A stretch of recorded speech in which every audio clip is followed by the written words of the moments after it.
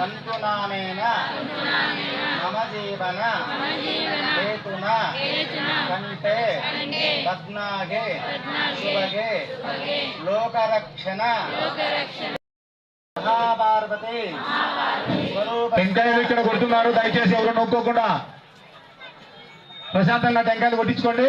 శ్రీ సీతారామచంద్ర భగవానికి కళ్యాణ మండపం వెనక సైడు టెంకాయలు కొట్టుకోవడానికి ఏర్పాటు.